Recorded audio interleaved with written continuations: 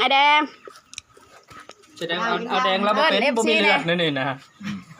ขึ้นแต่ดำหน้าแล้วกินข้าวเที่ยงเด้อพี่น้อง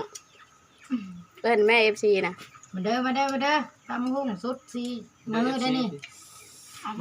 ข้าวห้าก็ขึ้นแต่ดำหน้ากินข้าวเที่ยงอันนี้กันข้าวเจ้าก่อนวานมะกล้วยเห็ดเส้นมันจะเป็นในอื่นมาเด้อครับแต่แซ่บปะลิตำหงข้าวหงแล้วผักปะลินี่หากินยากแล้วนี่เอาจะแกงเห็ดเพิ่งพร้อมวะแต่บุญนะบ่ได้เห็นแท้ๆแล้วนี่บ่ได้เห็นลงโซเชียลแล้วคันบ่เจอเฮานะบ่ได้ออกสื่อออกโซเชียลจักเทื่อเฮียแดงปีหน้าแล้วก็ออกแล้วเฮียแดงเลยเฮียแดงกุดแค่ปีนี้เราก็จัดเต็มเลยเรือเต็มเลยเรือคัดเลยปีหน้ากันยุ่นแล้วยุ่นแล้วมันก็ไปกินก็เมื่อไหร่เนี่ยจะให้แต่โมออกรถยุ่นอย่างเดียว